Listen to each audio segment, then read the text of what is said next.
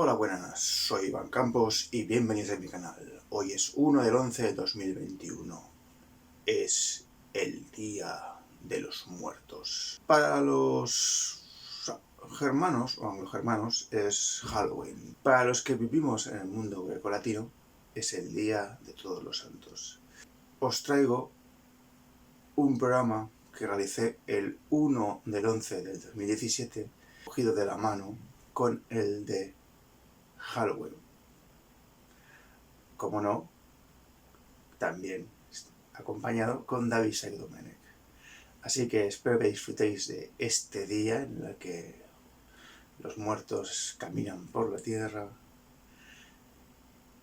no como en las películas de George Romero. Así que antes de seguir, por favor, dale al like.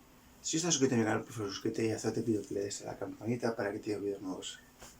Así que os dejo con el Día de los Muertos. Juntos me despertó a no sé qué hora el doble de las campanas. Su tañido monótono y eterno me trajo a los mientes, esa tradición que oí hace poco en Soria. Intenté dormir de nuevo. Imposible, una vez aguijeneada la imaginación, es un caballo que se desboca. Y al que no sirve tirarle de la rienda. Por pasar el rato, me decidí a escribirla, como en efecto lo hice. Yo la oí en el mismo lugar en el que acaeció, y la he escrito volviendo muchas veces a la cabeza, con miedo cuando sentía crujir de los cristales de mi balcón, estremecidos por el aire frío de la noche. Sea de ello lo que quiera, allá va, como el caballo de copas. El principio del Monte de las Ánimas, de Gustavo Adolfo Bécquer. ¿Qué te parece esta forma de empezar, David? Muy instructiva. Porque a veces parece bueno, a ver, sabéis que todos que soy un gran fan rendido de Lovecraft y compañía, pero aquí en nuestro pedazo de tierra de conejos, pues también hemos tenido cultivadores de la fantasía macabra y folclórica. El Monte de las Ánimas, recuerdo que lo leí una vez en la radio. También leí El Miserere hace tiempo, en otro programa. El Miserere, otro relato. Estos dos relatos, por cierto, sirvieron para inspirar una saga de películas que quizás no eran cinematográficamente muy buenas, pero en su momento daban bastante miedo. Una saga de películas españolas dedicadas a los templarios ciegos.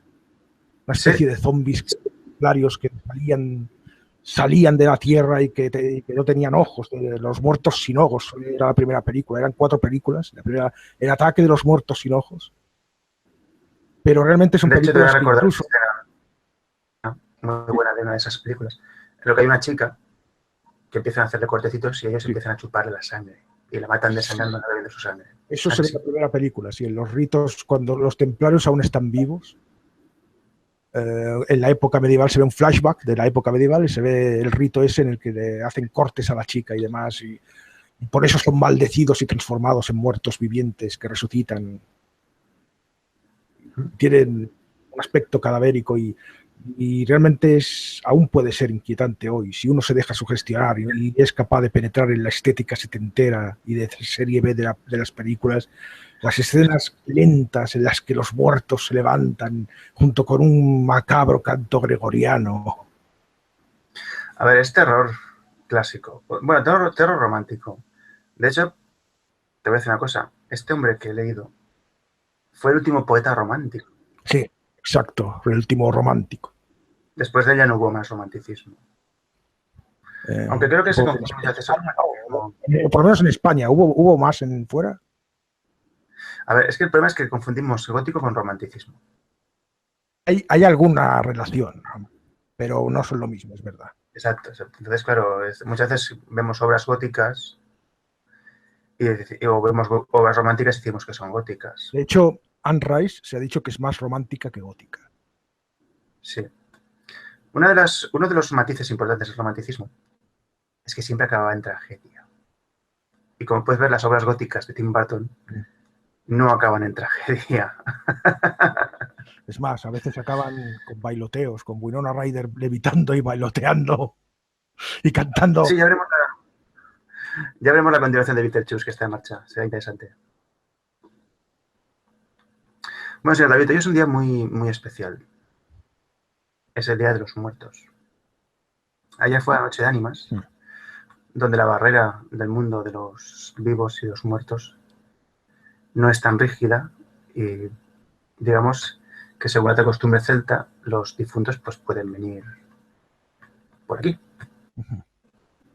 Yo no quiero verlos. Bueno, no depende de qué. Y más si vienen como les invita yo Romero muchas veces. No creo yo que el 1 de noviembre de 69 vinieran muy contentos. En ese plan, pues entonces no. Pero si vienen Bueno, en plan espíritu medio etérico, medio físico, en plan de que es. Pues entonces me gustaría encontrarme con el espíritu de Marilyn Monroe, por ejemplo. Sería agradable. No sé si nos entenderíamos.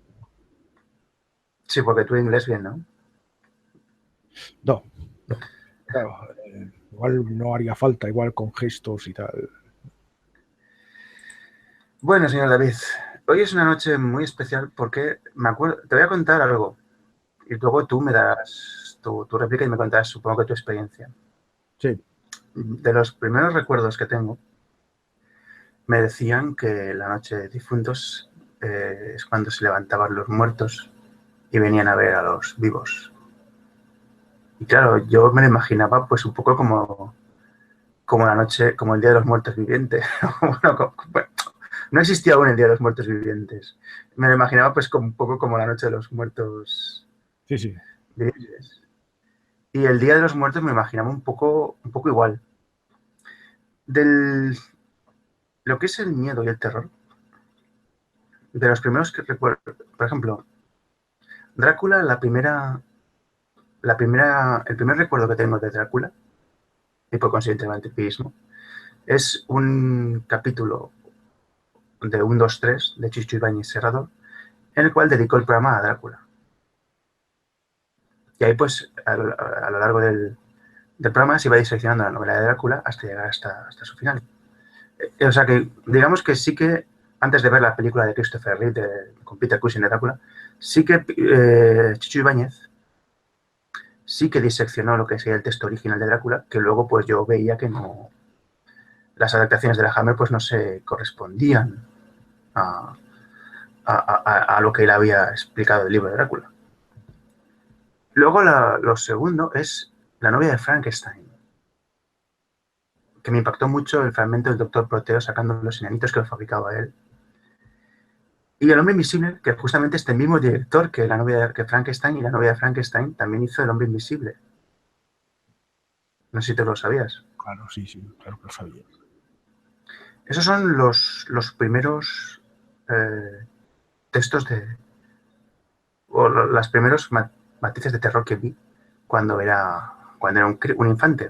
Estoy hablando de la primera etapa de mi vida. Sí.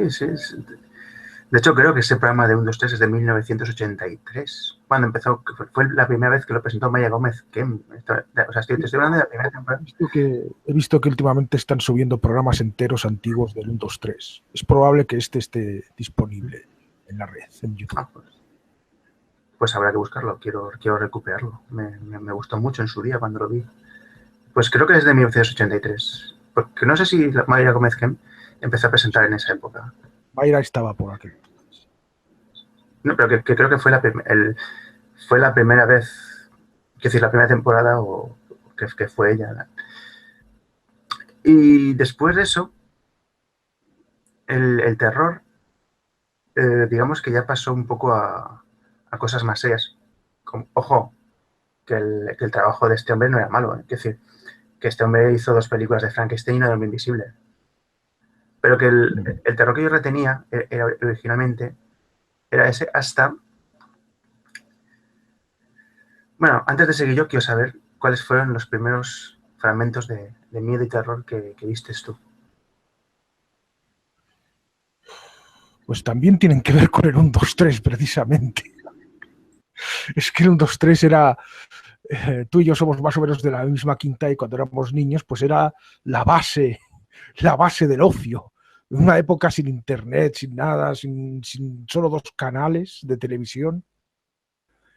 pues todos los viernes, España entera, frente al aparato, viendo el 1, 2, 3, Mayra Gómez Kevin.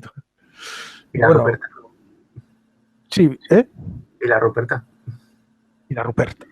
La Escuchemos, Botillo. escuchemos Yo tengo, la voz de los super tacañones. La gente que es joven, que nació en el 2000, no sabrá de lo que estamos hablando. oh, estamos perdiendo mucha audiencia por eso, ¿de qué coño hablan? Cierto es que, a ver, yo recuerdo que de niño las películas de terror me daban miedo. Yo lo he contado alguna vez, que yo de niño solía asomarme por la puerta mientras mi madre estaba viendo alguna película de estas de miedo.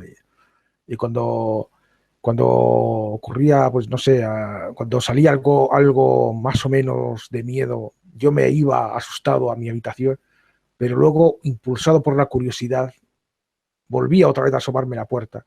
Y mi madre diciendo, ¿quieres ver la película? Pues si quieres verla, siéntate. Y decía, no, no, no. Vale, pues si no la ves, pues te ves adentro. Pero yo estaba en ese pito, entre Pito y Valdemoro.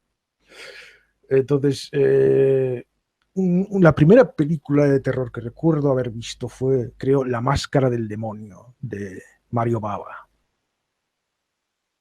Sí, un pase que hicieron, creo que por la TV3, en catalán. Y me asustó, claro que me asustó. Y, y también, bueno, pues en el 1, 2, 3 alguna vez trataron el tema del vudú. Y el tema, y ahí salió el tema de los zombies, y los zombies me daban muchísimo miedo de pequeño. Porque es que además determinado, a ver, eres un niño impresionable, que no ha visto nada. A veces una simple frase te puede asombrar y marcar. En un momento dado, Mayra Gómez Kem, leyendo una de las tarjetitas, dijo que con los zombies ni se juega ni se bromea. Solo esa mera frase me transmitió una sensación de trascendencia que hacía que yo tuviera miedo solo de tratar el tema de los zombies. Es más, me daba miedo el hecho de que pasaran por televisión una película de zombies, aunque no la fuera a ver. Es una cosa muy supersticiosa y muy... Era como el tema zombies es tabú. Es más, el tema de los muertos en general. De hecho, yo de pequeño, Frankenstein, también vi Frankenstein que la pasaban por la TV3 y mi madre me la explicaba mientras la veíamos y tal. Yo no quería creerme que Frankenstein estaba hecho de muertos. Esa idea me parecía demasiado excesiva, demasiado dura. Yo pensaba que Frankenstein era como un robot, como una cosa, un muñequito que han hecho que le han dado vida. Pero la sola idea de imaginar que Frankenstein estaba hecho con muertos es que me entraba un... Amo a los muertos, odio a los vivos. Sí, sí, sí. Me encantó esa frase. De hecho, en la primera, Boris Karloff, el personaje del monstruo, no hablaba. Es cierto, en la primera no habla, pero en la segunda cogen elementos de la novela tanto para la primera como para la segunda. Te digo una cosa, lo de los clavos es un cuento chino que ha durado prácticamente hasta... Bueno, sí, sí. Sí, hasta el siglo XX. O sea, llegó hasta el siglo XX. O sea, ocupó el siglo XX. Luego ya en los 90, Kenneth Branagh dijo, oye...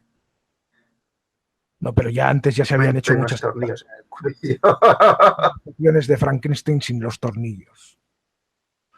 Lo de los tornillos, en realidad, todo el diseño del monstruo, el diseño clásico del monstruo no es porque sí, no es que le dan a un tío un papel y digo, venga, dibújame el monstruo de Frankenstein y le da por... No, no, fue muy investigado por los creadores, o sea, tiene la cabeza de esa forma, porque se supone que Frankenstein ha estado experimentando mucho con el cráneo y con varios cerebros. Y por eso tiene como una tapa.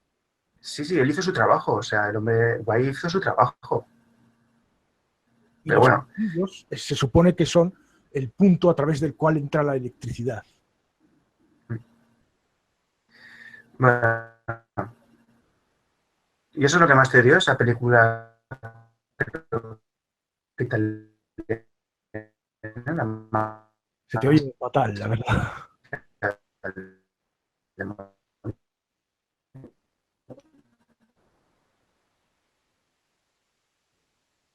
te No he dio. entendido lo que has dicho, se te oye muy mal, entrecortado. ¿Qué miedo te dio?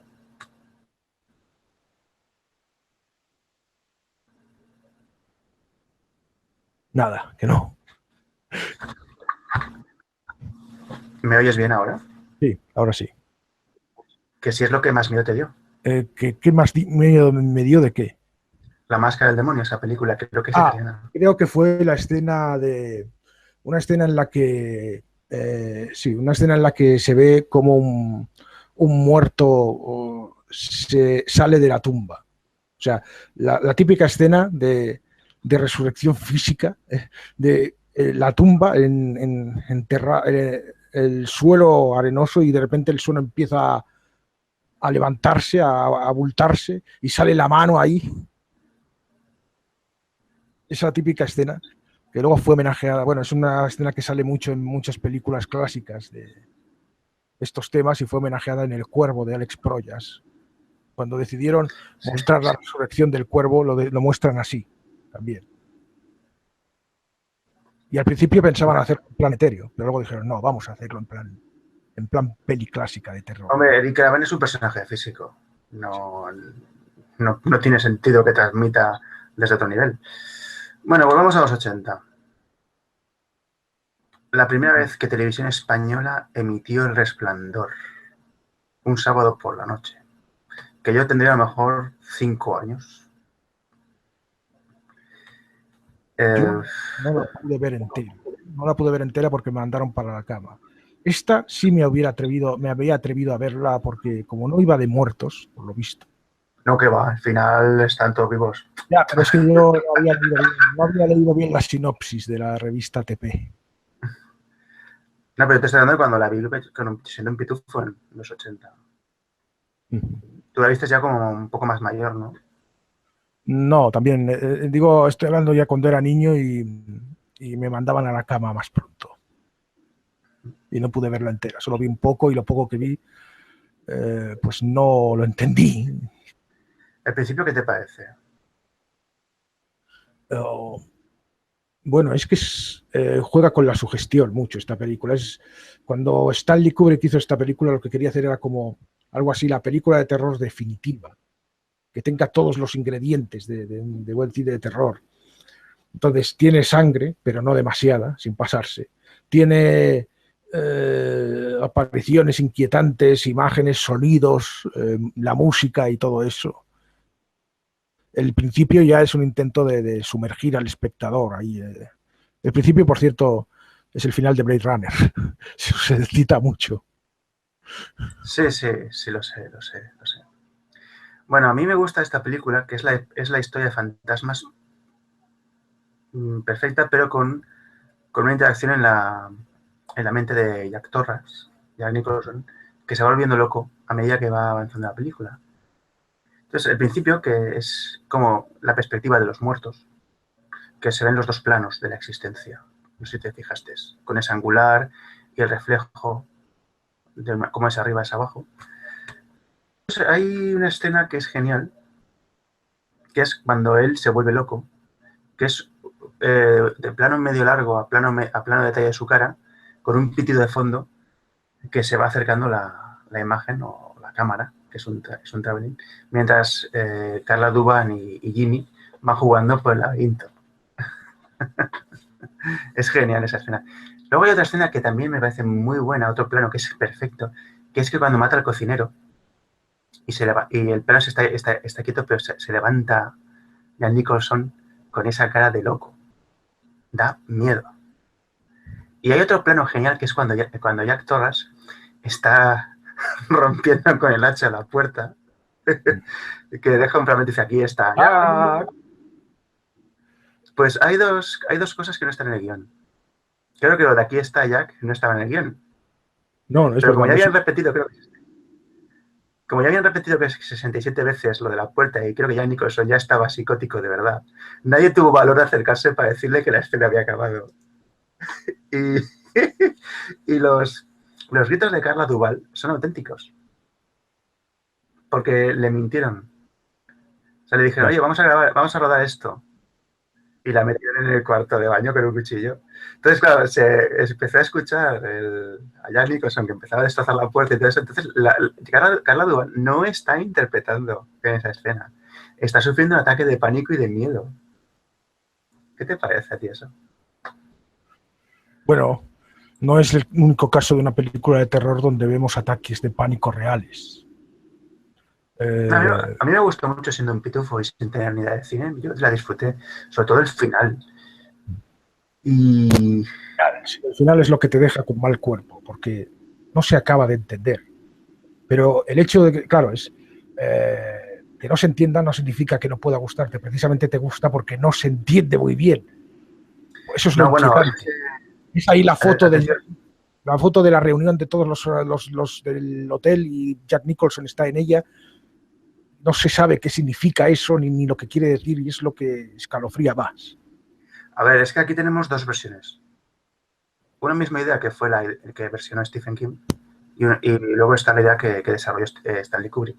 Entonces, no sé si hace un spoiler. ¿Hago un spoiler? Tú mismo estabas... A ver, atención, spoiler. En la novela, el Hotel Overlook vuela por los aires. No se queda físicamente. El cocinero no muere. Solo muere Jack Torrance.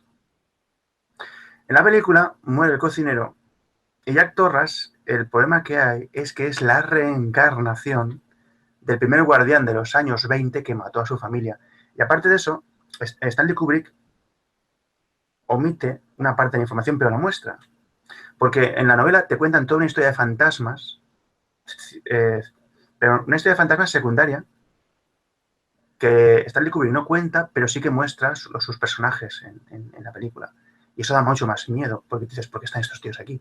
Claro, si El Resplandor se tuviera que adaptar tal cual, duraría de 6 a 8 horas, porque es un libro casi tan denso. De hecho, lo hicieron así. Sí, pero es que es un libro tan denso como It. Más tarde, sí. En los 90. Mike Jarvis hizo una adaptación del Resplandor en plan serie de TV. Y de 2 capítulos, sí.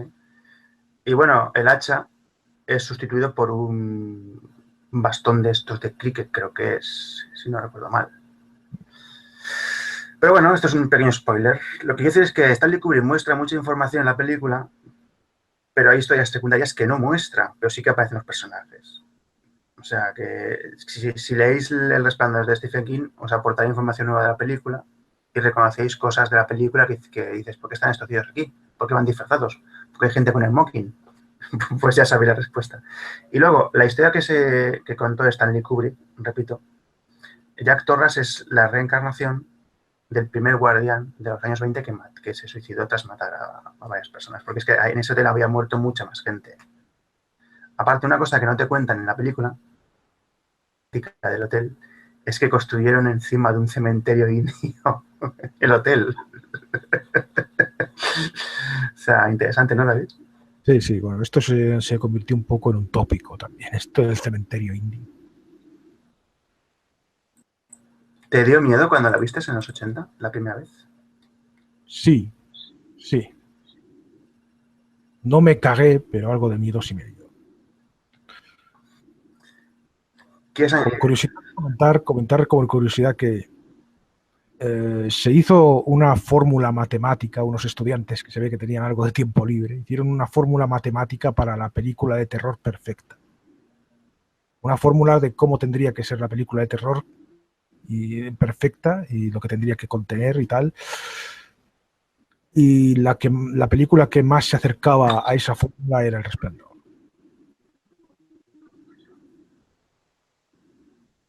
Sí. Pero sí, tío, si cuando yo estaba en la escuela de puro, o sea, yo ya era mayor y no hacía más que estudiar esa película por el nivel de sonido, por el nivel de recreación. O sea, es que yo creo que a nivel de recreación de fenómenos sobrenaturales, para ser de 1980, creo que fue la más documentada. Porque si tú vas a documentos reales de 1970, bueno, de los años 70 y después de la primera parte de los años 80, verás que es que cambios de temperatura, o sea, te estás describiendo todos los fenómenos físicos registrados de la época, ¿sabes? Que eso es lo que me llama la atención. ¿Quieres añadir algo al tema del Resplandor? Bueno, eso de pasamos ya que recopila todos los fenómenos, ¿está ya en la novela? Es simplemente meramente. ¿Perdón? ¿Está ya en la novela lo de los fenómenos? No, la novela... No, la novela, a ver, la novela te cuenta desde la historia de un gángster que es asesinado en una habitación a el tema que empieza a ver con los fenómenos paranormales, que luego bebe mucho Portergeist de eso, por cierto, del tema de que se construyó encima de un cementerio indio. Que también, que tengo que comprobar el año en que se escribió la novela, porque Abbeville también es una edificación que se construyó no solo en un cementerio indio, sino en un hospital psiquiátrico. Era la casa de un brujo negro, o sea, fue un campo de batalla durante la Guerra Civil, o sea, que era el lugar ideal para... Ríase usted del Dakota. Sí, era el lugar ideal para construir una casa. Si ahí no pasaba algo, es que no era humano, así de claro. Bueno. Nos hacen unas preguntas en el chat. No, pues, por favor, ¿qué preguntan? Todo, fiel oyente, fiel espectador nuestro, nos dice, ¿no habéis pensado en guionizar algo del género terror? Sí. Yo pensarlo sí, hacerlo no, pero pensarlo sí lo he pensado. Yo estoy escribiendo un guión para mi primer largometraje de ficción. Y bueno, en principio la película va hacia adelante. También estoy intentando convencer a David para hacer un pequeño documental sobre él. Y a ver si se anima. Estoy abierto a todo, no sé. Me acabo de enterar ahora, pero bueno. Sí, te quería hablar después de eso, porque tengo una reunión con una productora esta semana y quería enseñarles una foto tuya. Tal. Mira, este es David Sáenz, que es una leyenda de los medios. Sería interesante hacer un mini documental sobre él. Luego, cuando vean quién soy de verdad, van a decir, ¿pero qué coño nos vendías? Bueno, hemos dejado atrás el Resplandor y vamos hacia algo que creo que es igual de bueno. ¿Te puedes creer que yo vi el Resplandor y no me dio miedo? La disfruté como un enano. Y no habría cumplido los 6 años. Sí. Y emitieron un sábado por la noche. Todo esto del terror es muy subjetivo. No, pero es que, créeme, me acojonó. O sea, no me acojonó la primera parte, pero al final sí que me acojonó. Sábado por la noche, no habría yo cumplido los 6 años. El Exorcista, emitida por Televisión Española. Otra película que a mí me daba miedo ver. ¿Ah, sí te dio miedo? O sea, no, la idea de verla me daba miedo. No quería verla. Yo empecé a ver la película, el principio del rodaje normal, la fiesta, tal, empiezan a aparecer los síntomas raros en la niña, que se mea, ve el futuro, le dice que usted va a morir en una explosión en su nave espacial, como pasa después. Y cuando empiezan a aparecer los fenómenos extraños con el padre Merrin, porque él tiene a su madre, o sea, es que esa película es más psicológica que demoníaca, si también te digo otra cosa, ¿eh? No, miento. Es más psiquiátrica que demoníaca, pero da miedo. En parte sí. Sí, bueno, es que, a ver, la película no es la típica película de terror. No. O sea, es... primero, es cine bueno. Al margen de su género, es cine bueno. Está hecho por un... ¿Cómo se llamaba el director? El de French Connection. William Frederick. William Friedkin. Un William Friedkin que está en buen estado. Entonces, no sigue los códigos del género de terror, ni los de entonces ni los de después. Entonces estaban en plena... Bueno, la Hammer estaba ya haciendo los últimos coletazos, pero se aleja por completo de la imaginería fantástica del género de terror convencional y nos hace un hiperrealismo con tono casi documental para que nos metamos en un mundo verosímil que es el mismo que vemos todos los días y en ese mundo nos mete el terror. haciendo que gane una fuerza de mayor impacto, porque resulta más creíble. Ten en cuenta que Claro, el padre... también hay que tener en padre cuenta... Sí, perdona. No, que te iba a decir que el padre Merrin es psiquiatra. Sí, el padre Merrin es psiquiatra también. Y en la vida real se recomienda que los exorcistas tengan conocimientos psiquiátricos. La iglesia lo recomienda. Y hay foros en internet de discusión entre psiquiatras y exorcistas. El caso es que iba a decir que también es la época, o sea, en 1973 estamos en 72, perdón, 72. Está un América. Drácula 72 tiempo, y Christopher Lee.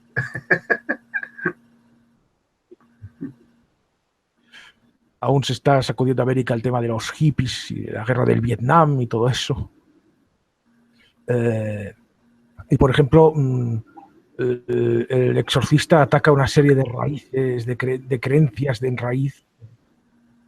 Todavía el mundo era más cristianizado que ahora. Ahora por eso quizá el exorcista da más risa. Los tacos, por ejemplo, en esa época no hacían tanta gracia.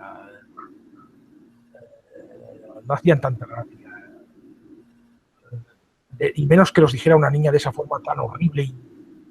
En realidad era, claro, es tan exagerado, tan extremo, que puede provocar las dos reacciones, la reacción de distanciarse por completo y reírse, o la reacción de meterse por completo dentro.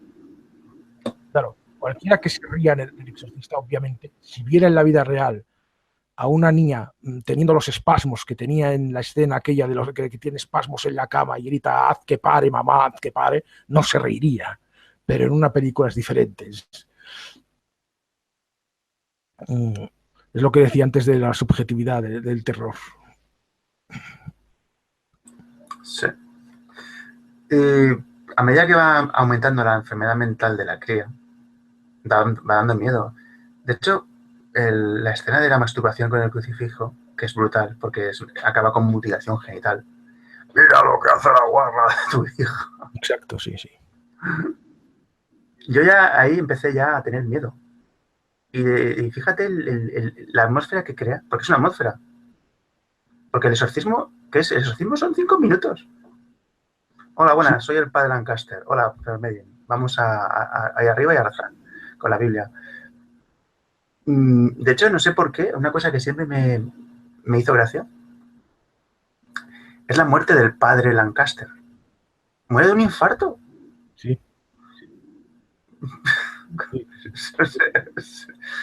O sea, pues sin terminar el exorcismo y tiene una cosa muy interesante que me dio miedo, que es que el padre Merrin coge a la cría poseída, le dice, entra en mí, y él comete un acto noble y un pecado mortal. El acto noble es que él se sacrifica por ella, y el pecado mortal es que se suicida. Hostia. Entonces, ¿quién tiene derecho al alma del padre Merrin? Que es el... Aunque bueno, eso lo solucionan después, porque cuando se suicida hay un sacerdote entre los que están ahí y le confiesa. Pero que le da la unción, perdón.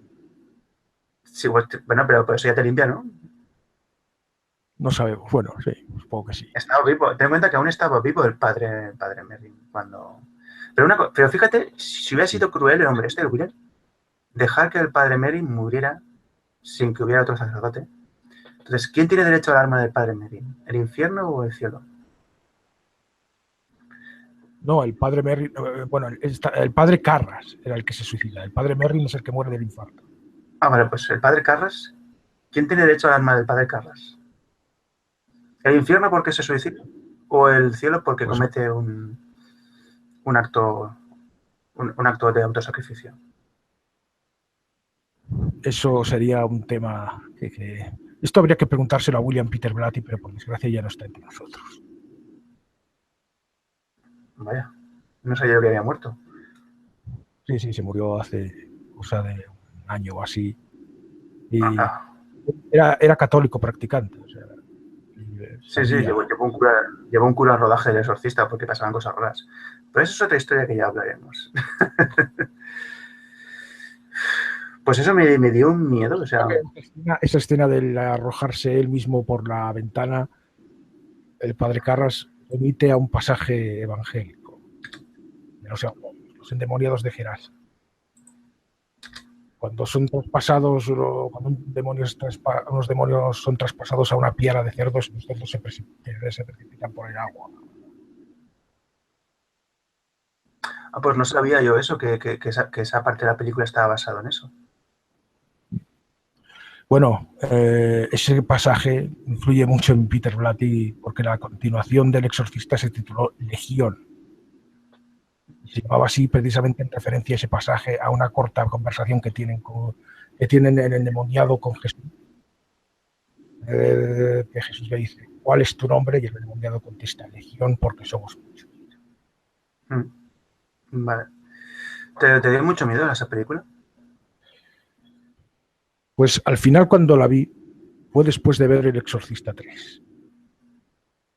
O sea, de pequeño nunca llegué a atreverme a ver. Yo la vi Eh, cuando la emitió Televisión Española por primera vez, porque no se podía emitir antes por la censura. ya. Y desde principios de los 80, que sería el año 84, 85, que la vi,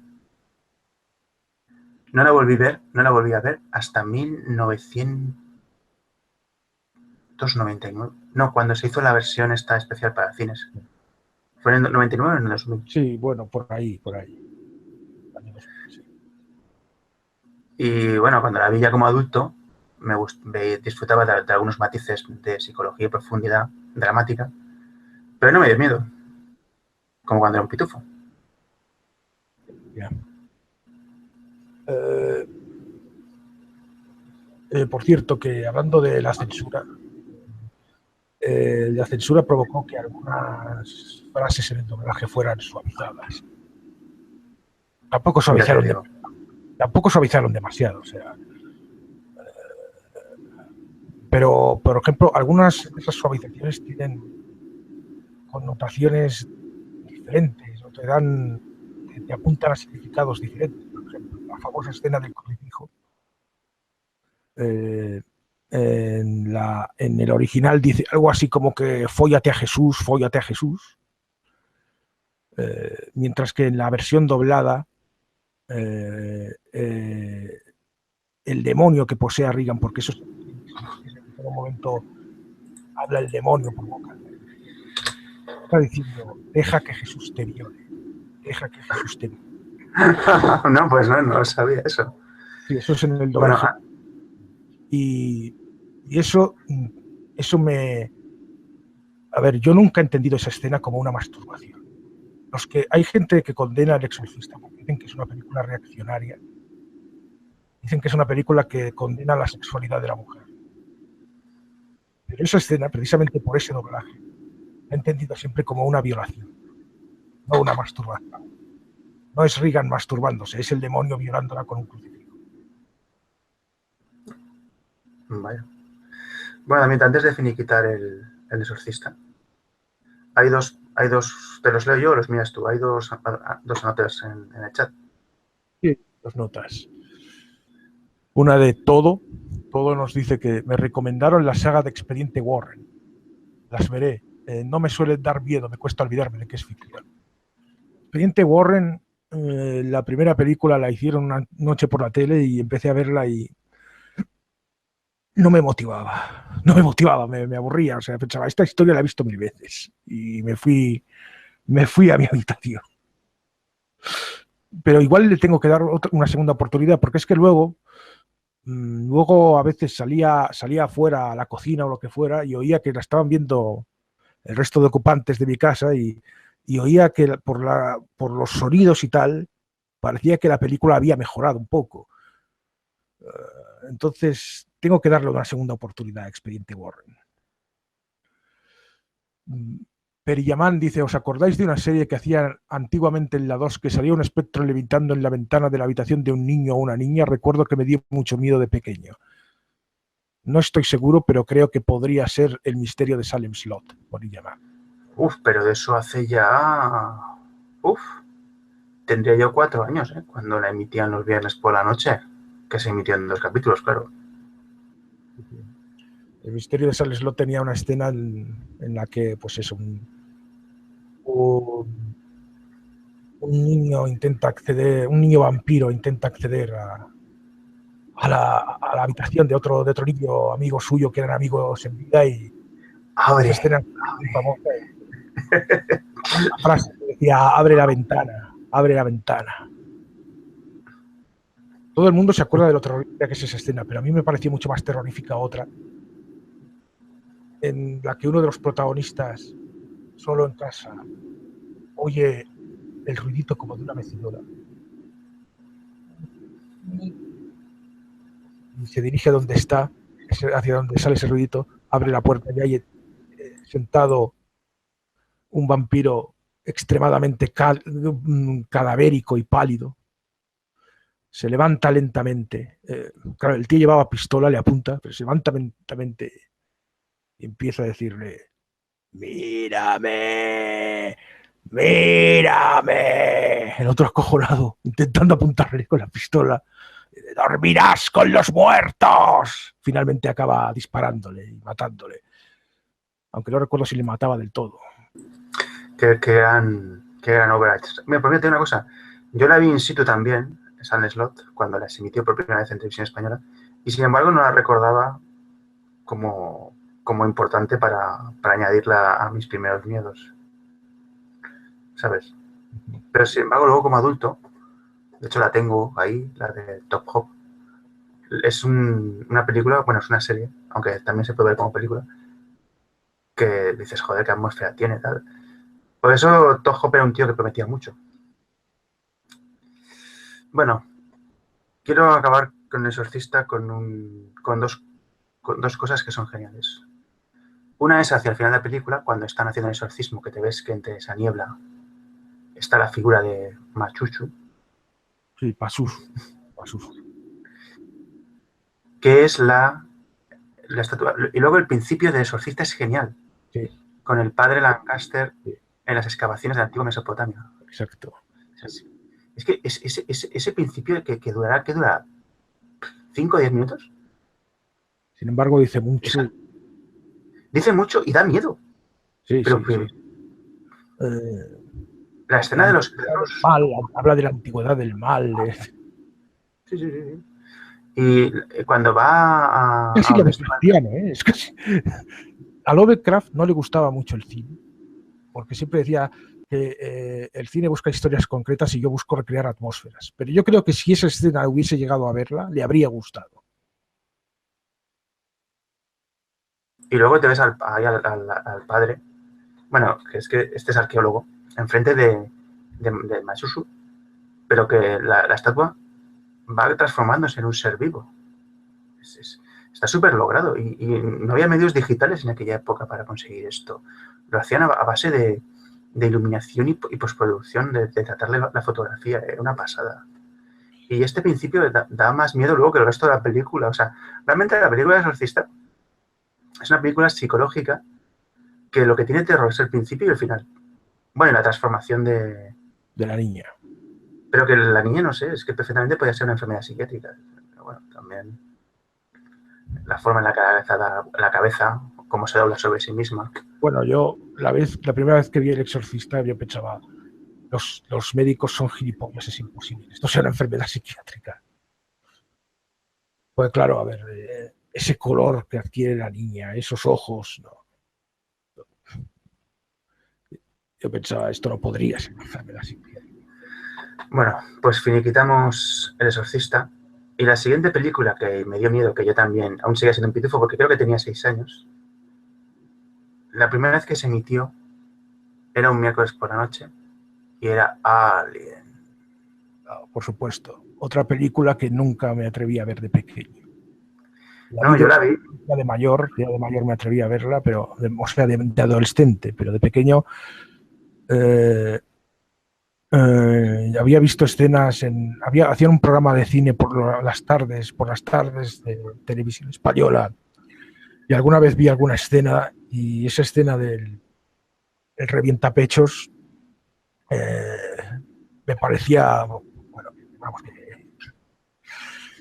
abominable. Yo estaba viendo. Cuando vi que la estrenaban, la vi en la revista anunciada que la estrenaban por televisión, dije, ¿qué película es esta? Me dijo mi madre, no la veas, es horrorosa. Ah, es aquella que sale un bicho. Oh, no. Bueno, te comento. Cuando era un pitufo, la vi, al principio, vi hasta el momento en el que sale el bicho, el de revienta el pecho a William Hart. Y a partir de ahí me pasé el resto de la película en el pasillo mientras mis padres y mis abuelos estaban viendo la película. Porque es que tenía miedo. Hijo, tú también. O sea, me daba pánico. Luego, en 1988, a la 1:30 de la madrugada, Televisión Española solía poner películas y metió Alien. Y yo ese día, que era siempre en época estival, me quedé a verla y me la vi entera por primera vez. Y dije, joder, cuando era pitufo esta película me daba pánico y ahora con 9 años la he disfrutado. Pero claro, cuando tenía 6 añitos, pues como que me daba miedo, ¿sabes? O sea, me la pasé de pipa. O sea, fíjate la perspectiva de cuando eres un crío, que tienes 5 o 6 años, y luego cuando ya tienes un poquito más, que vas hacia la adolescencia, pues con 9 años disfruté la película como enano. ¿Qué te trae a ti? ¿Qué recuerdos te trae a ti alguien la primera vez que la vistes? ¿Qué te dio miedo? Bueno, la escena, por supuesto. La escenita en cuestión. Y bueno, sí, también el momento del Space Jockey. Ese momento también es muy mencionado entre los momentos más terroríficos de Alien. Cuando se descubre esa extraña forma de vida que no se sabe qué narices es. El ingeniero. Sí. Luego más tarde lo supimos. David, te interrumpo, perdona. Son las 12 en punto. La hora de las brujas. Oh. Bueno, pues que tenemos media hora para el bien y media hora para el mal. Ya ha terminado el Día de Difuntos y la barrera entre los vivos y los muertos se ha restablecido. Sí. Entonces, ahora que hablaremos un poco de comedias románticas, vamos a hablar. No, luego hablaremos del Hombre de Jengibre. Me parece interesante, ¿no? Ah, sí. Bueno, pues perdona que te he interrumpido, pero claro, estamos en el Día de los Muertos y el Día de los Muertos acaba de terminar. Sí. Pero bueno, por favor, continúa. Media res.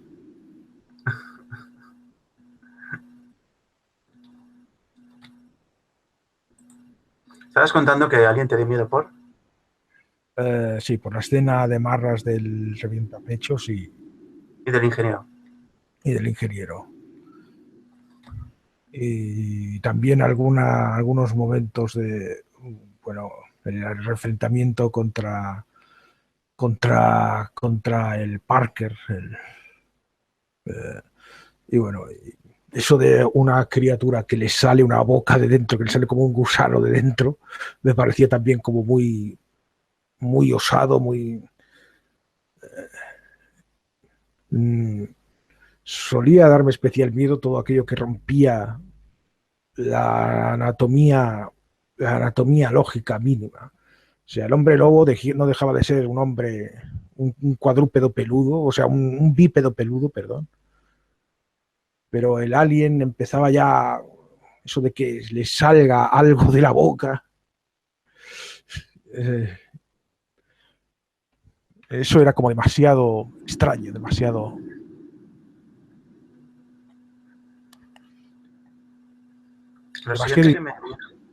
Perdón. Demasiado inhumano, perdón. No. Antes de seguir, hay otra película después de esta que ya... Pero aquí yo ya no era un crío como tal, sí que era un pitufo, pero ya no me meaba los pantalones. Ya no me daba miedo el hombre del saco, vamos. Un hombre lobo americano en Londres, Oh, de John Landis, 1980. Yo cuando esta- vi esa película por primera vez, eh, dije, joder, es una gran película. Y es una historia de amor, sí, ¿no? a mí también me gustó mucho. ¿Y te dio miedo? No, no del todo, pero sí me produjo alguna sensación ominosa en algún momento.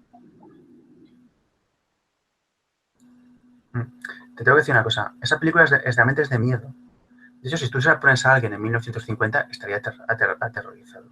Lo que pasa es que nuestra sociedad, nuestro mundo, forma que ya no nos afectaba. Tengo que decir que esa película, sin ser gore, y tiene elementos gore, como que se van pudriendo los muertos y que él solo los ve, y la transformación en hombre lobo es brutal. No, inolvidable, sí. Sí que me daba algo de Que miedo. En La Bola de Cristal, aquel programa de televisión infantil de la primera, a veces mostraban la escena de la transformación del hombre lobo y sí, me daba miedo. La escena de la película de un hombre lobo americano. ¿Quieres añadir algo a esto? O... No, ahora mismo no. No, es que me estoy acercando ya hacia finales de los 80. Entre finales de los 80, aparte de esta película, luego hubo otra que me costó de ver, que es Pesadilla en el Street, de 1964, que yo la vería pues en el 86, 87. La primera de Wes Craven. Y tengo que reconocer que no daba miedo, pero había algunas partes que sí que me dieron miedo. Como claro, ten en cuenta que yo tendría 6, 7 años. Me dieron algo de miedo, ¿sabes?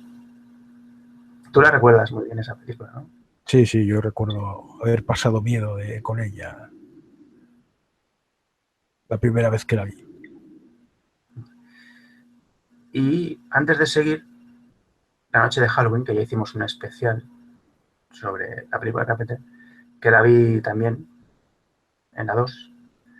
Y tengo que reconocer que me gustó mucho cuando la vi por primera vez. Buena fotografía, bien dirigida. El hombre del saco, el nacimiento del hombre del saco, del cual luego vinieron todas las demás. Pero bueno, yo invito a la gente a que miren este canal, el Halloween, la pesadilla de Michael Myers, que creo que les molará. Y bueno, esto lo he contado porque ahora vamos a ir hacia un programa mítico que es Alucine. Que aquí ya tendríamos tú y yo 9 añitos, ¿no? Sí. Ya no nos daba tanto miedo todo. No. Y me acuerdo que la primera temporada de Alucine lo presentaba el padre de Chicho Ibáñez Serrador, que era Chicho Ibáñez Menta. El hombre que era el doblador, o sea, esa voz era la voz del miedo por excelencia, ¿no? Sí. ¿Me recuerdas alguna película de aquella época que sea digna de mención? Bueno, pues la verdad es que no soy capaz de recordar nada del primer ciclo de Alucine. Yo solo recuerdo cuando fue repuesta, porque es que por aquella época yo creo que no sabía que me perdí casi todo. Entonces,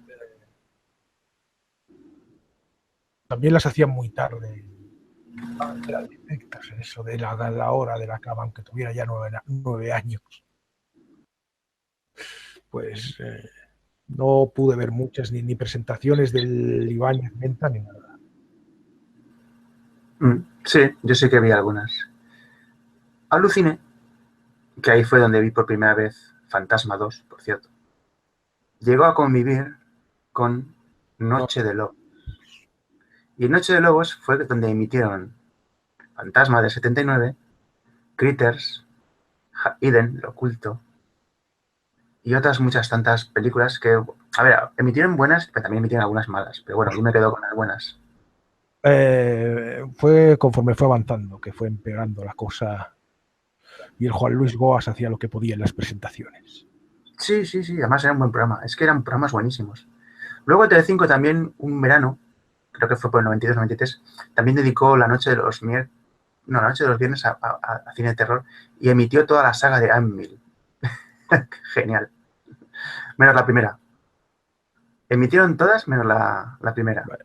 Amityville 2, Amityville 3, La Posesión, tal, La Tía del Pueblo, o sea... Pero bueno, yo las vi y las disfruté. Luego, pero fíjate, de esos 3 canales, Televisión Española, o sea, Antena 375, el único programa que sobrevivió fue Alucine. Sí. Noche de Lobos y La Noche de Terror de Telecinco, pues perecieron. Aguantaron. Noche de Lobos creo que aguantó dos temporadas. La de Telecinco aguantó una temporada y Alucine llegó hasta mediados de los 90 porque llegó a presentarlo Chicho Ibáñez Serrador, que hacía un numerito al principio de cada película. Ahí en el 95 presentó La novia de Reanimator. Sí. Pero aquí ya pasábamos los 10 años y disfrutábamos el terror. De hecho, Chicho Ibáñez Serrador en Alucine emitió todas las películas de Freddy Krueger. Y ahora llegamos a una película que a mí es una de mis películas favoritas, que es 1993. Aunque yo la vi en el 96. Drácula, de Bram Stoker, dirigida por Francis Ford Coppola, con Winona Ryder, Keanu Reeves y Gary Oldman en el papel de Drácula. Y yo cuando la vi por primera vez dije, joder, esto es la mejor película de amor que he visto en mi vida.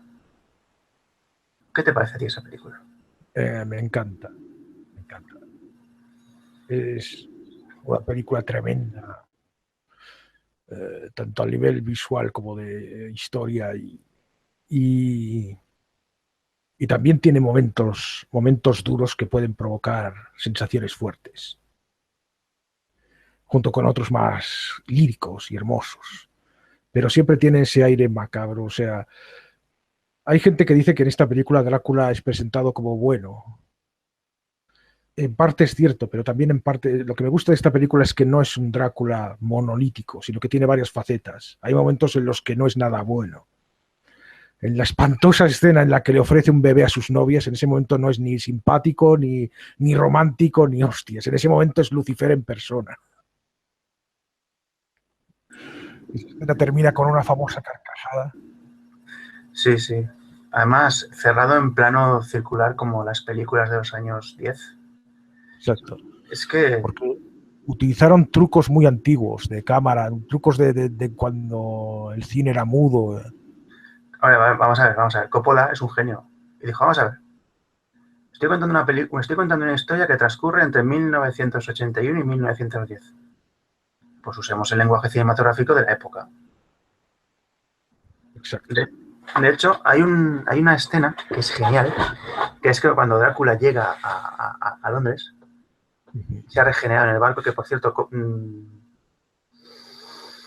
tanto en Nosferatu de 1979 como Drácula de 1993, Verhoeven y Coppola no enseñan la parte del barco, que es la que más miedo da. Ambos lo único que hacen es una anotación de diario, cuaderno y bitácora, total. Y resulta que la parte que más caño lo da...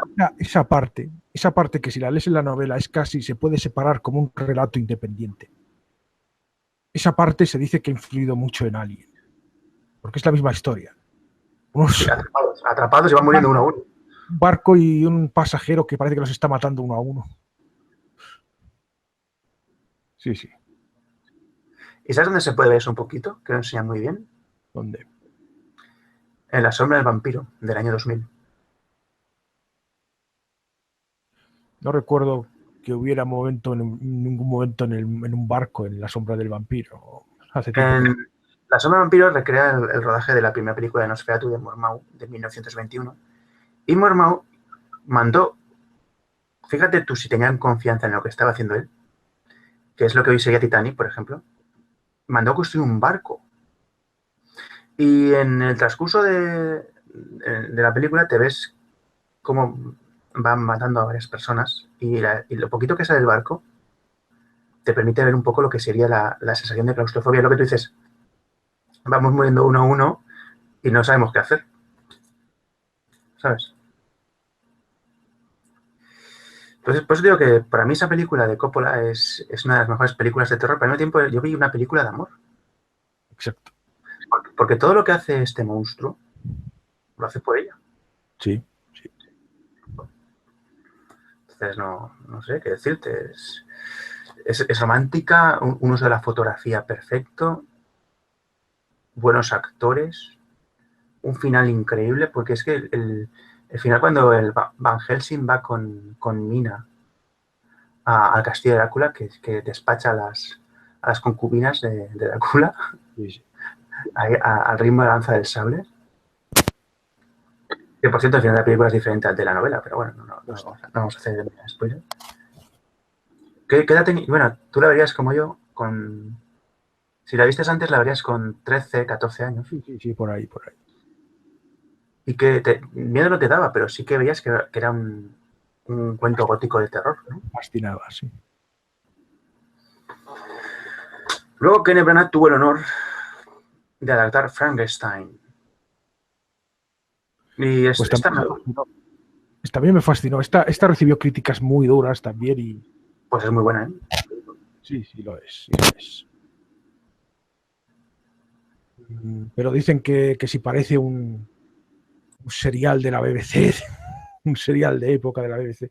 Lo cierto es que en esta película es como muy teatral y muy excesiva.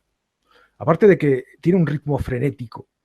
Y los personajes hay veces que parece que hablen empastillados, porque hablan a una velocidad. Pero no sé, es que es muy grandilocuente, muy espectacular, y a algunos esto no les gusta, pero yo no veo, yo esto lo veo un poco como el pudor sexual, salvando las distancias.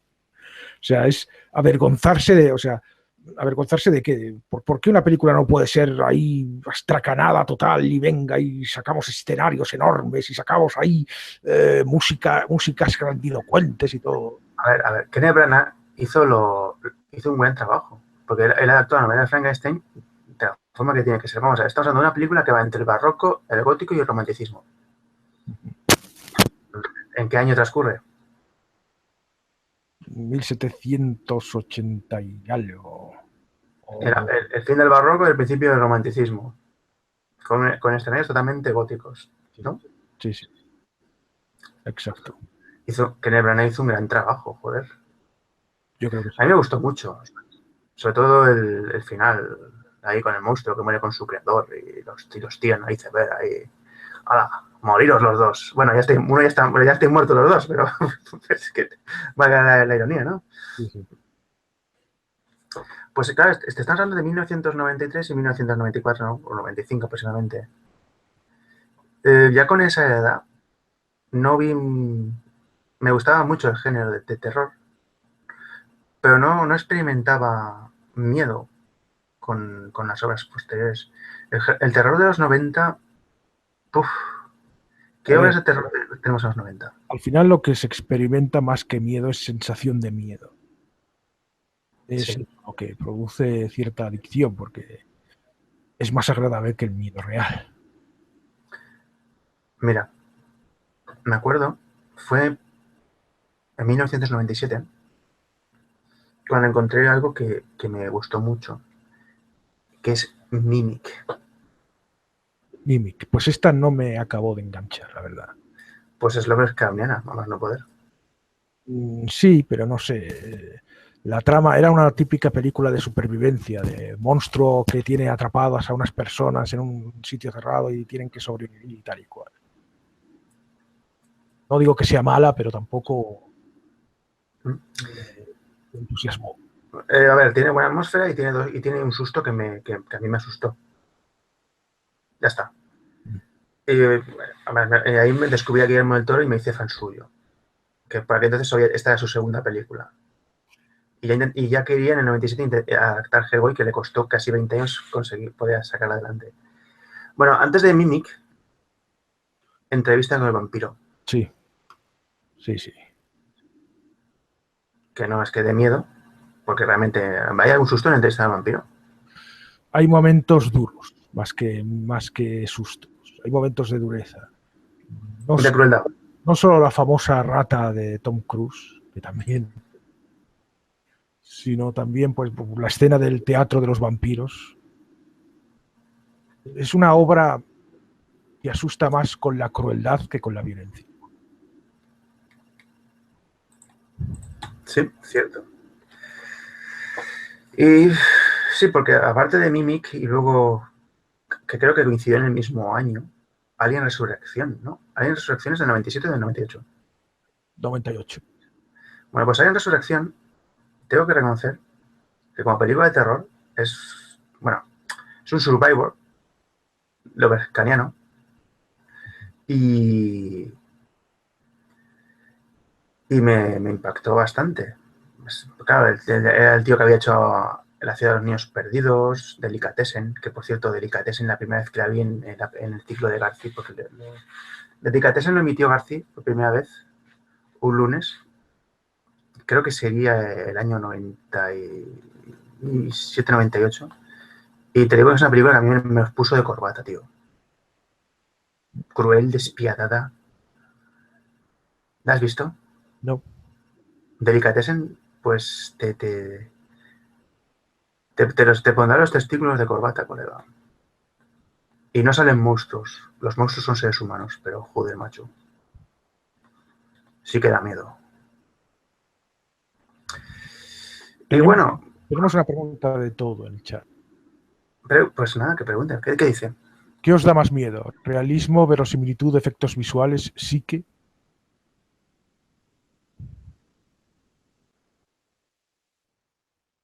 Bueno, responde tú y luego responderé yo. A mí, bueno, es que cada una de esas cosas me da un miedo diferente. No sabría decir cuál de las dos, cuál de todas esas. Cada una tiene son diferentes sabores de miedo. Sí, no sé si me explico.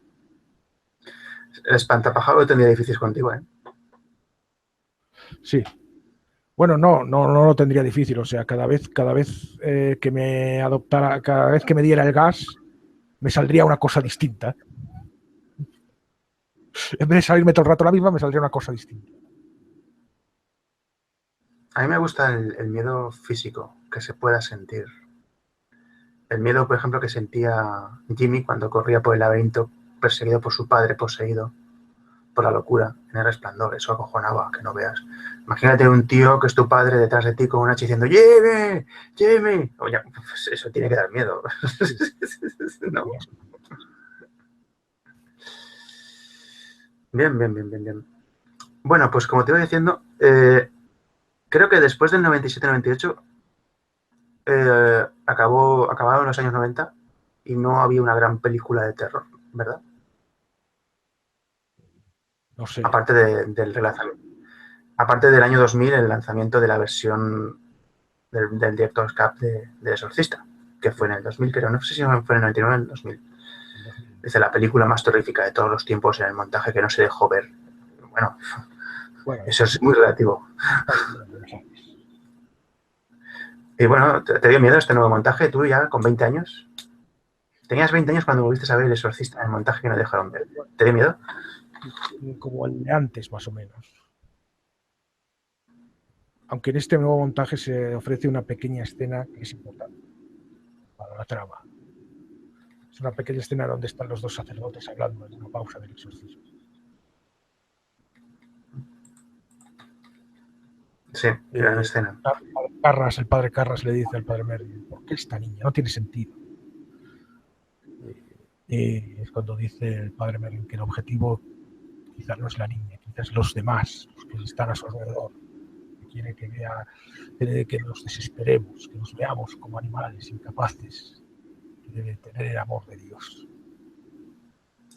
Sí, provoca una onda expansiva. ¿A que sí? Sí. Bueno, señor David, entonces ya tenemos 20 años y no nos encontramos con un cine de terror así clásico que nos asuste. Pero para mi sorpresa, había por ahí un hindú perdido llamado Night Shyamalan que hizo El Sexto Sentido, que era su tercera película, y me gustó mucho. Y aparte de que es una película totalmente hiscoreana, porque le da la información al espectador, el espectador no quiere creerla, y aparte de eso tiene dos sustos que asustan. Y al final, que todo el mundo lo sabía, pero se negaba a creerlo por lo fácil que era.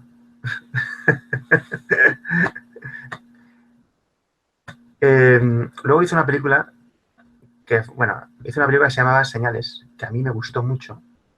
Sí. Y recuperaba el terror tipo, no sé si decía años 50 con las películas de extraterrestres cutres, invasores de Era una Marte, pues. actualización de eso, de esa temática. Una puesta al día. Y eso era terror de calidad. Sí. De hecho, tiene dos sustos que acojonan. Aymalán en general, pues ha tenido sus patinazos, pero Sí, bastante no, pues simpático. esa película creo que es del 2003. Sí, 2003, 2002-2003. Y acojona. Y aquí ya llegamos al mercado actual. Bueno, estamos ya en el siglo XXI. Ya tenemos 24, 25 tacos, nos afeitamos. ¿A que sí? Sí. Y vi una película que se llamaba Saw. ¿Te Sao. suena? Sí, claro. De James Wan. ¿Qué te pareció a ti esa película? Porque esa película ya no es terror sobrenatural. No. Es terror.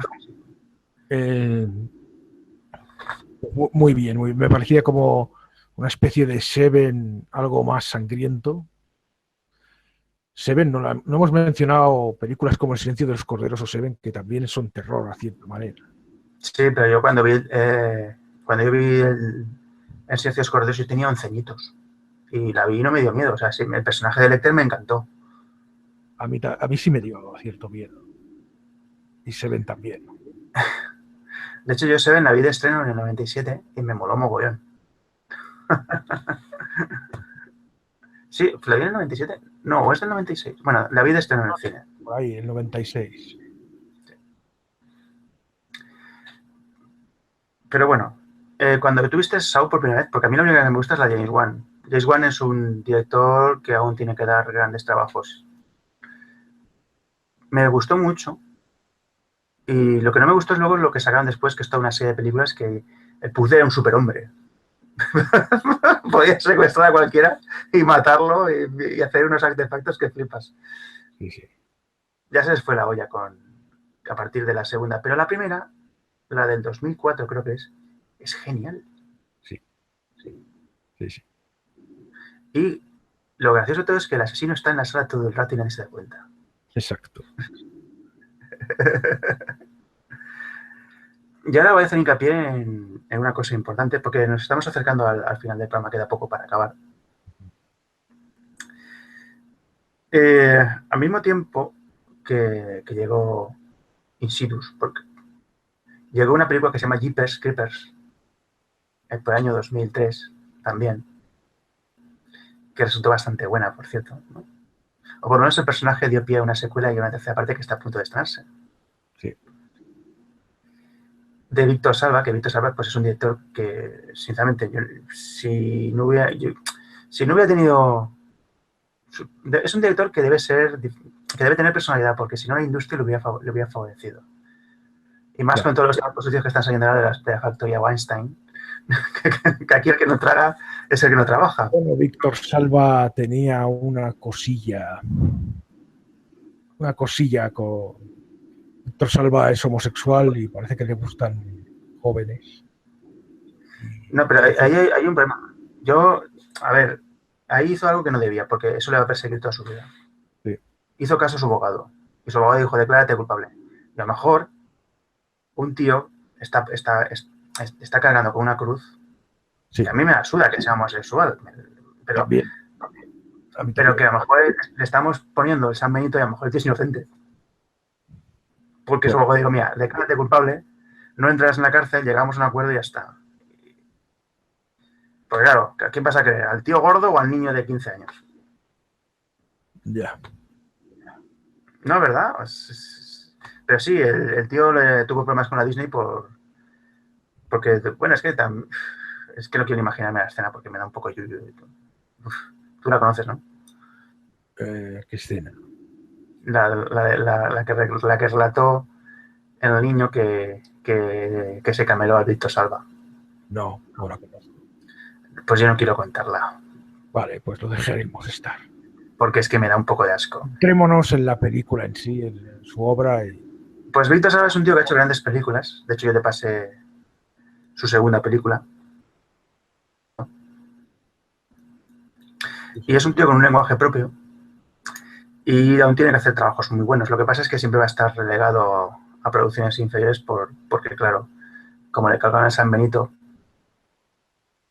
es lo que tienen estos puritanos. Pues lo remarco porque este hizo Jeepers Creepers, que ha sido un éxito. A pesar de las carencias de la primera, hizo una segunda que ya era más Slayer, pero sin los fallos de la primera, y ya veremos cómo será la tercera. Y me gustó mucho. Y ahora me quiero centrar en Insidious, parte 1 y parte 2. ¿Por qué crees que quiero centrarme en Insidious, David? Supongo que porque te gustan mucho, porque lo cierto es que yo no las he visto. Bueno, pues Insidious se centra en... James Wan realizó las 2 primeras entregas y apunta esto. En la primera entrega, el bicho no es un muerto, es un demonio. Que está basado en Freddy Krueger. De hecho, si paras las imágenes, verás que la cara del demonio es la misma que la de Freddy, con forma demoníaca, y hay un momento en el que está afilando las garras del guante de Freddy Krueger hacia el final de la película. Y en la segunda película de Insidious, el malo es Norman Page, el gerente del hotel de psicosis, porque es el fantasma de un tío que mataba a niños vistiéndose de mujer como su madre, porque se lo ordenaba a su madre. De hecho, hay una escena que es un homenaje que está en la bañera ahí hablando con el fantasma de su madre. ¿Qué te parece? Cuando analizas cinematográficamente la película. Bueno, está bien las referencias, las reelaboraciones de clásicos. ¿Te motivará esto para verlas? Pues me ha picado la curiosidad un poco. Pues cuando lo veas, congela las imágenes y verás que el tío es Freddy Krueger y hay momentos en los que lo plasma. Y en la segunda el malo es el gerente del hotel. Es que para matar a sus víctimas pues se vestía de mujer. Vamos a ver. Y eso, pues estamos hablando de año, ya teníamos tú y yo pues 25, 26 añitos. Estábamos muy viciados por el tema del cine terror. Y después de esto, a partir del año 2005, ¿qué has encontrado tú en el cine terror que te haya dado miedo? Me he encontrado una película que me produce el mismo efecto que las películas de terror de pequeño, que no me atrevo a verla. Y no sé si algún día la veré. Es Serbian Film. Algunos, bueno, es una película que ha sido muy comentada porque hay gente que dice que en realidad es una película mala, que solamente intenta explotar el morbo de esa famosa escena en la que se supone que se ve una violación a un bebé. Yo no sé si es mala o no, pero aquí han decidido ir a por todas, a atreverse a acojonar de verdad. Estamos en unos tiempos en los que es difícil acojonar, pues ahora lo vamos a hacer de verdad. Y saltándose todos los límites. Y bueno, estuvieron con la tontería a punto de meterles en la cárcel, pero lo cierto es que esa clase de polémicas siempre se han dado en el terror, no ya solo en el cine, en la literatura, en el pasado también. Determinados escritores eran acusados de delitos por su literatura, en fin. También hubo películas en el pasado que llegaron a ser denunciadas o fueron prohibidas directamente. No es nada nuevo.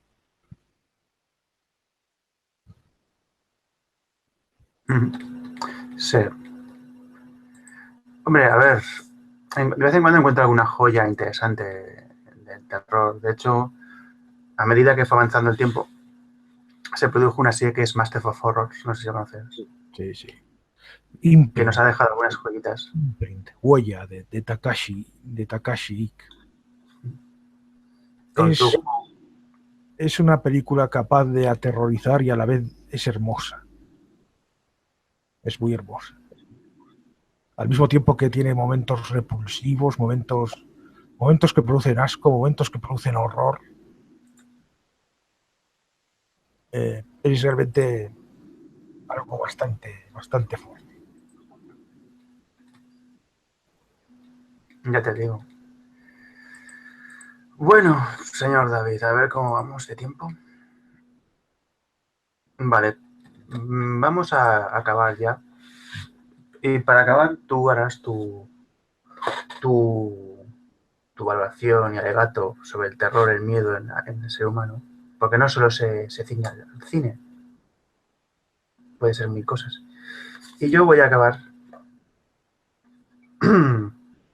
leyendo un fragmento del señor Becker que dice lo siguiente. Dicen que después de acaecido este suceso, un cazador extraviado que pasó la noche de difuntos sin poder salir del monte de las ánimas y que al otro día, antes de morir, pudo contar lo que viera.